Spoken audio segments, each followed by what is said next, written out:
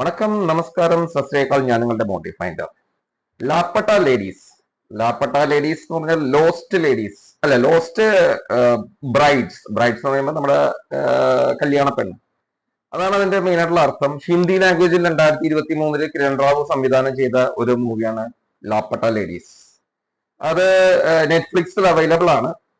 അതിന്റെ ഒരു story line എന്ന് പറഞ്ഞു കഴിഞ്ഞാൽ രണ്ട് ബ്രൈഡ്സ്, അതായത് രണ്ട് ബ്രൈഡ്സ് ട്രെയിനിൽ വെച്ചിട്ട് കാണാതെ പോവുകയും പിന്നെ അതിനെ ചുറ്റിപ്പറ്റി കിടക്കുന്ന കാര്യങ്ങളും പിന്നെ അത് കഴിഞ്ഞ് കിട്ടുമ്പോൾ ഉണ്ടാവുന്ന സംഭവങ്ങളും, അതായത് ഒട്ടും വിദ്യാഭ്യാസമില്ലാത്ത ഒരു ബ്രൈഡും വളരെ വിദ്യാഭ്യാസമുള്ളതും പഠിക്കാൻ ആഗ്രഹിക്കുന്നതുമായ ഒരു ലേഡിയും തമ്മിൽ മാറിപ്പോകുന്നതാണ് ഒരു കഥയുടെ വൺ ലൈൻ എന്ന് വേണമെങ്കിൽ പറയാം.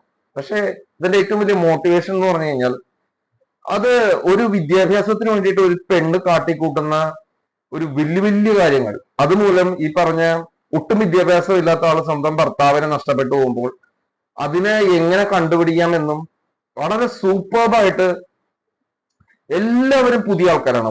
ഒരാൾ പോലും എന്താ പറയാ അഭിനയിച്ച് ശീലമുള്ള ആൾക്കാര് ഉണ്ടെന്ന് ഇല്ല, എല്ലാം പുതിയതാണ്. അമീർ ഖാന്റെ പ്രൊഡക്ഷനിൽ നിർമ്മിച്ച പടമാണ് ലാപ്പട്ട ലേഡീസ്.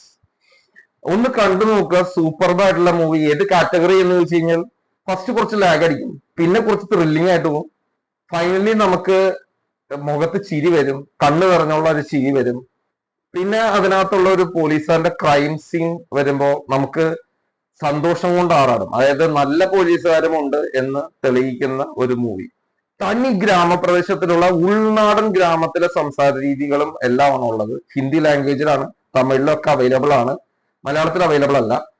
സോ ഹിന്ദി മലയാളികൾക്ക് പരിചിതമായ ഒരു ലാംഗ്വേജ് ആണ്. അപ്പോൾ മാക്സിമം ഹിന്ദി തന്നെ കാണാൻ ശ്രമിക്കുക, സബ് ടൈറ്റിലിട്ട് തന്നെ കാണുക.